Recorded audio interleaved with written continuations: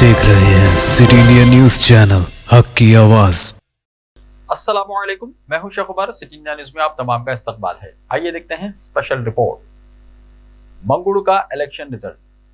तो टॉपिक शुरू करने से पहले आप तमाम से गुजारिश करूंगा कि वीडियो को लाइक शेयर करते हुए हमारे इस यूट्यूब चैनल को सब्सक्राइब ज़रूर कर लीजिए, ताकि ऐसी ही दिलचस्प और मालूमाती वीडियोस आइंदा भी आपको मिलती रहे। तेलंगाना के असेंबली हल्के मंगुड़ू का इंतखाबी नतीजा आ चुका है। तेलंगाना राष्ट्र समिति ने इंतहाई सख्त मुकाबले के बाद बीजेपी को 10,000 से ज्यादा वोटों की अक्सरियत से शिकस्त देते हुए कामयाबी हासिल कर ली है।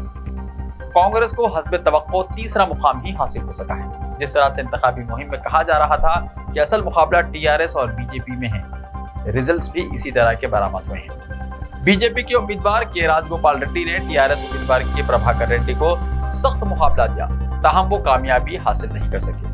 हालांकि वो कांग्रेस के टिकट पर इसी हल्के से मुंतखब हुए थे, ताहम वो अपनी सीट को बरकरार नहीं रख पाए। इस नतीजे से ताहम ये भी वाज़ेह हो गया है कि एक हल्के तक महदूद इलेक्शन में बीजेपी अपनी सारी ताकत झोंकते हुए टीआरएस के लिए एक चैलेंज बन रही है।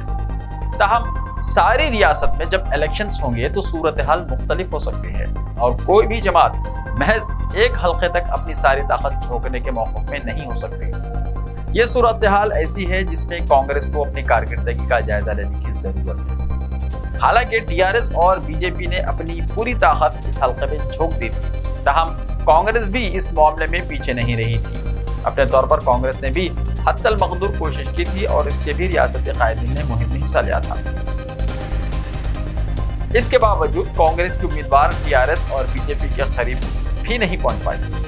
टीआरएस को जिस तरह से कामयाबी मिली है वो भी टीआरएस के लिए लम्हे फिक्र कही जा सकती है। हालांकि कांग्रेस की सीट को टीआरएस ने छीन लिया है, लेकिन बीजेपी ने उसे जिस तरह का मुकाबला दिया था, इससे पता चलता है कि बीजेपी ज़िमनी इंतखाबात में एक आध हल्के तक अपनी ताकत झोंकते हुए टीआरएस को चैलेंज दे रही है। अब जबकि नतीजा बरामद हो चुका है, आ चुका है, इसके बाद टीआरएस हो या फिर बीजेपी हो या फिर कांग्रेस हो, सभी को अपनी अपनी हिकमत अमली का जायजा लेने की जरूरत है और मुस्तकबिल के मंसूबों को खतियत दी जानी चाहिए। मनुगुड़ के सीट कांग्रेस की थी और ज़िमनी इंतखाब में कांग्रेस तीसरे नंबर पर चली गई है और इसमें भी वोटों का फर्क बहुत ज्यादा है। कांग्रेस के लिए जरूरी है कि वो अपने सियासी मुस्तकबिल की फिक्र करे, आवाम तक रिसाई हासिल करने के प्रोग्राम्स बनाए जाएं, आवाम में कांग्रेस की जो इमेज है इसको बेहतर बनाया जाए, अवामी ताईद जो कांग्रेस को मिल सकती है इसको बहाल करने और उसको वोटों में बदलने की हिकमत अमली बनानी चाहिए।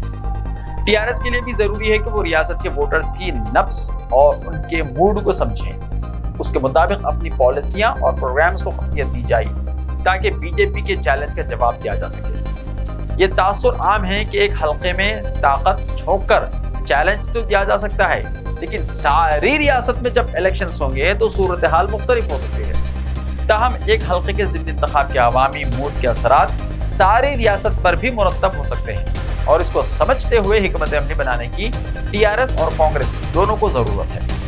कांग्रेस को रियासत की सियासत में अपना वजूद बरकरार रखना है और कुछ खोई हुई अवामी ताईद हासिल करनी है, तो इसके लिए सभी कायदीन में इत्तेहाद पैदा करते हुए एक जामे मंसूबा और हिकमत अमली के साथ काम करने की जरूरत होगी, वरना कांग्रेस का रियासत में इह्या करना मुश्किल से मुश्किल होता जाएगा। ये ऐसी सूरत हाल होगी जिसके लिए कांग्रेस के सभी कायदीन जिम्मेदार हो सकते हैं। मनुगुड़ के ज़िमनी इंतखाबी नताइज से ये भी वाज़ेह हो चुका है कि पैसे और अफराद क़ुव्वत के बल पर इंतखाबात जीते जा रहे हैं, ताहम इसको उज़्र बनाते हुए दूसरी जमातें अपनी तैयारियों में तन आसानी से काम ले सकती हैं। अब टीआरएस और बीजेपी की जानिब से मुसलसल मुहिम चलाई जाएगी कि रियासत का असल मुकाबला टीआरएस और बीजेपी में है। अब तक भी यही मुहिम चलाई जा रही थी और कांग्रेस इसका जवाब देने में कामयाब नहीं हो सकी है। अगर यही सूरत हाल रही तो आइंदा असेंबली इलेक्शन में भी यही तासुर आम होता जाएगा और रियासत के वोटर्स उसे कबूल करने से गुरेज नहीं करेंगे। कांग्रेस को इसका नोट लेना चाहिए। ऐसे ही ताज़ा तरीन खबरों के लिए देखते रहिए सिटी इंडिया टीवी। तो मिलते हैं कल, तब तक के लिए ख्याल रखिए।